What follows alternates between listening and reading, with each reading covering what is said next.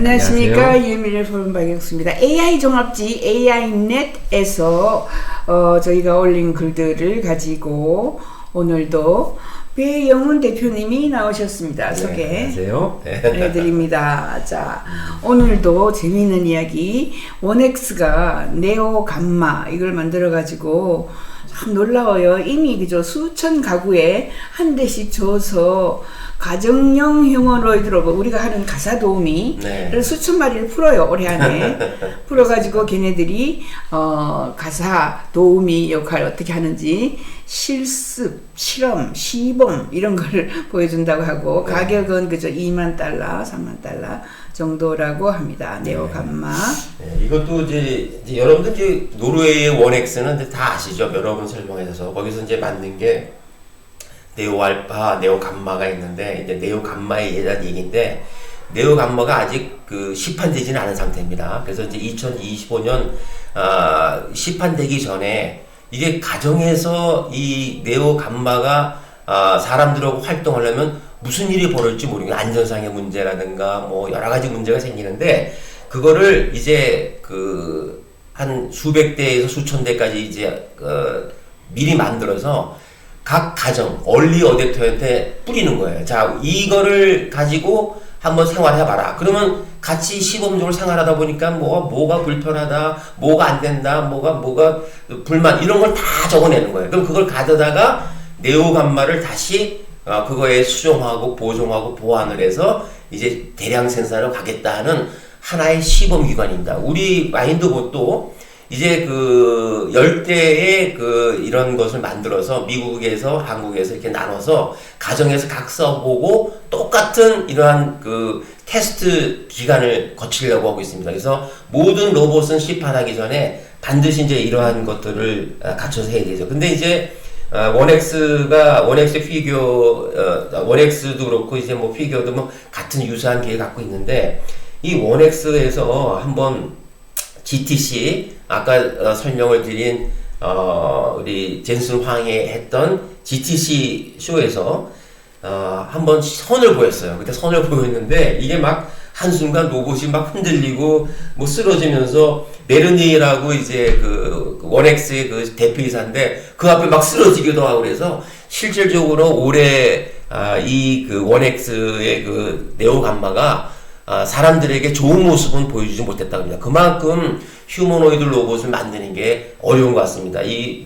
네오 감마는 여러분 아다시피 니트에다 나일론 바디를 해갖고 굉장히 금속성이 안 보이거든요. 그게 특징인데 실제적으로는 시연에서는 좀 실패한 감이 좀 있습니다. 지금. 네, 그렇죠. 네. 아무튼 그런 실패를 통해 가지고 성공을 그렇죠. 하니까 네, 그렇죠. 네. 가정 내에 테스트를 한다라는 게 뭐 놀랍습니다. 이미 수천 대의 로봇을 이미 올해 안에 만들어서 돌린다는 게 그죠. 굉장합니다. 수천 대까지 필요 없을 것 같은데 너무 많이 수천 대를 돌린다니까 놀랍죠.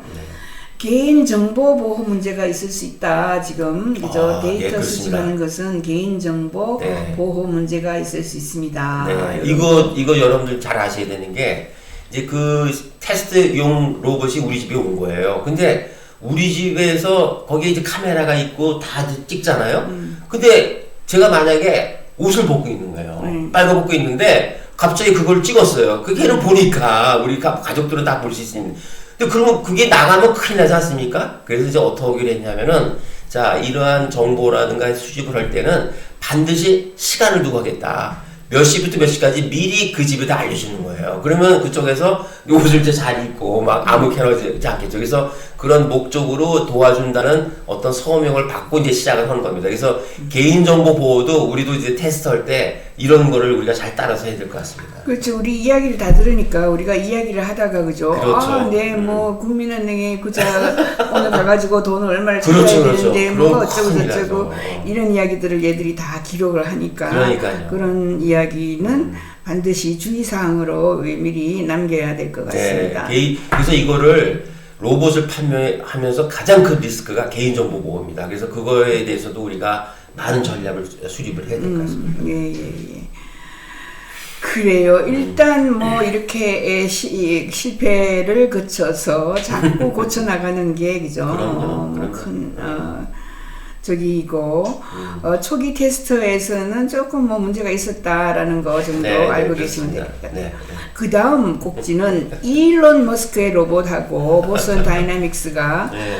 뭘 보여주는가 지금 뭐 날라댕기네, 그죠? 네, 이것도 이제 재밌는 건데 그 테슬라에서 이제 테슬라는 여러분들도 옵티모스 다 아시잖아요. 이제 옵티모스 제로 1, 제로 2가 있는데 이거를 이제 그 보여준 거예요. 그래서 이게 이름이 로봇이 이름이 범블씨라고 이름을 이제 진 거예요. 그래서 이 범블씨의 이름을 이제 그 무대에 올렸는데 그거는 이제 우리 마인드봇도 이렇게 보면은 이제 전기줄도 있고 막 그렇잖아요. 그러니까 아직은 이게 러브 디벨롭먼트라고 해서 이제 초기 제품이라는 뜻이에요. 프로토타입이라는.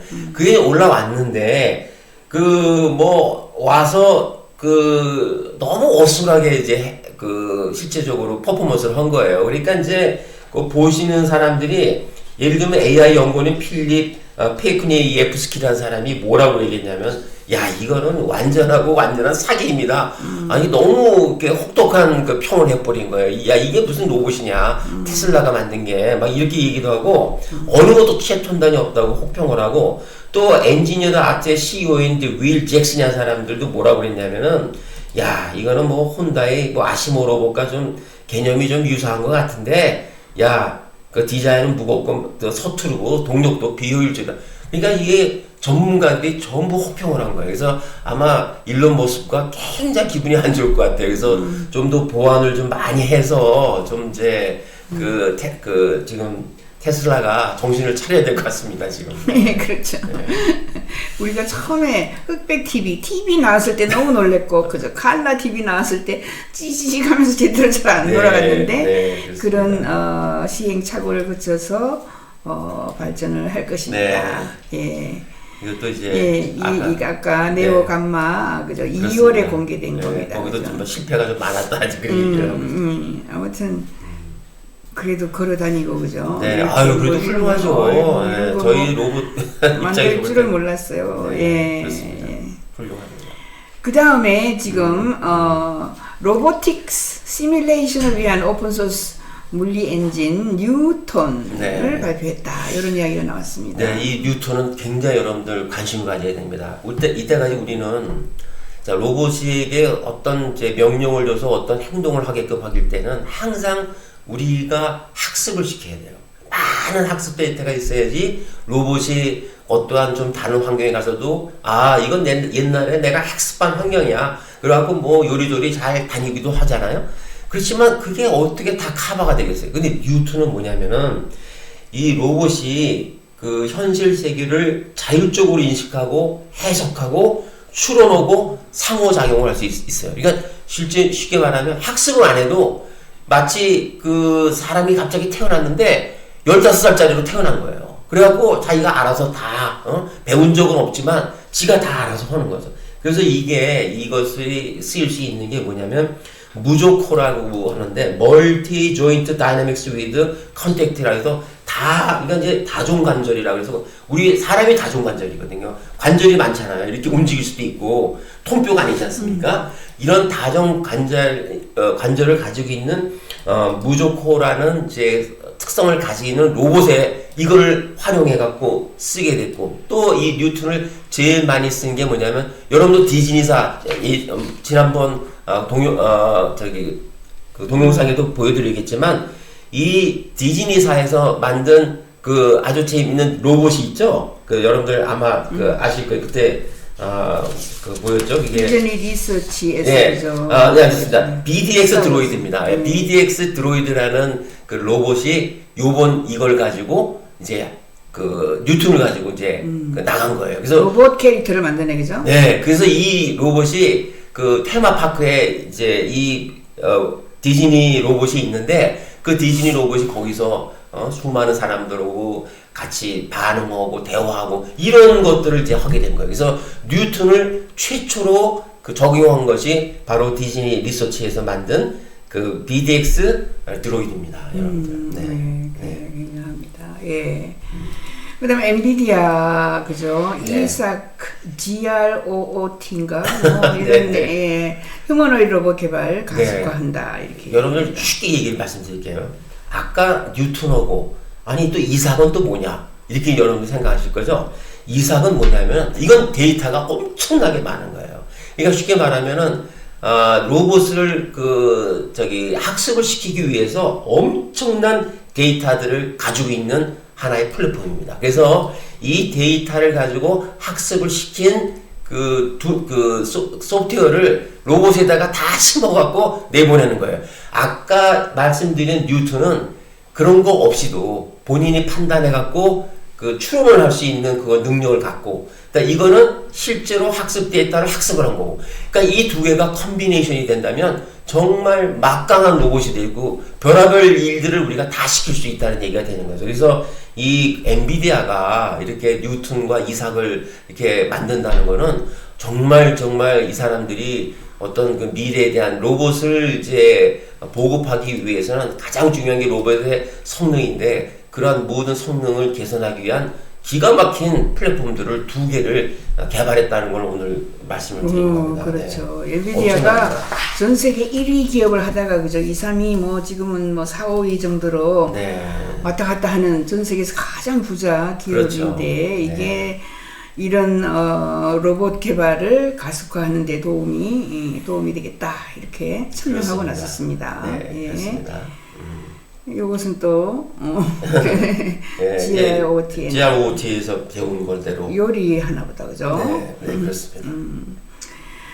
그 다음에 이제 이것은 이제 로봇 올림픽에 대해서 쭉 그죠? 써놓은 이야기입니다. 네, 미국 국방고등연구계획국이라습니다. DARPA라고 하는데 DARPA라고 하는데 여기서 2012년에 로봇 올림픽을 개최했어요. 근데 왜 이거를 개최하게 됐냐? 여러분들 2011년에 뭐가 있었죠? 후쿠시마 원전 사고가 있었거든요. 후쿠시마 원전 사고가 나왔을 때 그런 재난을 어떻게 이제 사람이 가면 방사능을 쓰잖아요. 그러니까 로봇이 가야 된단 말이에요. 그러니까 재난 때 사람을 구호하고 어떤 뭐 물건을 가져오고 어떤 뭘 고치고 하는 그런 로봇 경연대회를 한번 열어본 겁니다. 그래서 이게 총 상금이 그때 당시에 3,400만 원, 500억. 예. 그리고 1등 상금이 200만 원, 30억. 그러니까 이렇게 해갖고 이런 원전 사고라든가 국제 재난에 대응할 수 있는 가장 훌륭한 로봇이 뭐냐, 이런 거를 로봇 올림픽을 이제 개최를 했는데 그 다음부터는 이게 좀 없는 것 같습니다. 네. 그래서 다시 언제 열리냐 이렇게. 저희 그 토마스 브레이가 지금 로봇 올림픽을 기획하고 있고 어떻게 해야 할지 조금 뭐 아무튼 이제는 AI가 들어오니까 굉장히 좀 달리 하자라고 한 것도 저희가 기사를 올려놨습니다. 네. 보스턴 다이내믹스 이거는 뭐 이야기 한 거고 그죠? 이야기 쭉쭉 다 한 거고. 인공 근육 이것도 위에서 아까 그죠? 뭐 인공 근육 이것도 좀 이야기를 한 것들을 우리가 이제 다양한 뉴스 소스에서 가지고 오는 거라 그죠? 3,000여 개의 엄청난 정보 자료에서 끌고 오는 거라 조금씩 다릅니다. 근데 사실상 앞에 가고 그래서 인공 근육 가진 로봇이 나와서 그죠? 홍채처럼 수축도 하고 막 움직인다 여기까지. 자, 마인드봇의 원엑스 네오 감마가 이제 수천 개의 그죠 로봇이 각 가정에서 실습을 테스트를 한다. 이게 노르웨이 원엑스입니다. 이 정도로 빨리 세상이 바뀌고 있고 거기에다가 엔비디아가 그죠 뭐 온갖 거 새로운 거 감마 뭐주고 뉴턴 이삭 이런 거 대단합니다. 이런 와중에 이제 로봇 올림픽이 나온다 하면 빨리 우리도 로봇 올림픽에 내보낼 이런 준비도 해야 될 것 같습니다. 이제 지금 저희들이 이런 거를 이제 우리 교수님께서 많이 이제 그 검색을 하고 수축을 해갖고 저도 공부하고 그러는데 많은 분들이 이런 오해를 해요. 야, 경쟁사는 저렇게 가는데 뭐 또 혹시 또 뭐 마인드봇은 얼마큼 또 해나가고 있냐 이러죠. 그렇지 않습니다. 이게요 다 오픈 소스다 해갖고 우리가 그걸 다 이용할 수가 있어요. 이 뜻은 뭐냐면 이런 대형 회사들이 이 플랫폼을 가진 회사들이 오픈 소스로 뿌리기 때문에 이 휴머노이드 로봇의 세상이 굉장히 앞당겨지는 겁니다. 우리가 다 쓸 수가 있기 때문에. 그래서 그런 면에서는 이러한 것들은 모든 로봇 사업에 아주 그 호재, 좋은 소식이라고 말씀드릴 수 있습니다. 네, 그래요. 자, 원엑스의 네오 감마 뭐 등등 이런 이야기를 오늘도 재미있게 배영훈 대표님께서 여러분에게 소개해 주셨습니다. 네. 감사합니다. 네, 감사합니다. 네.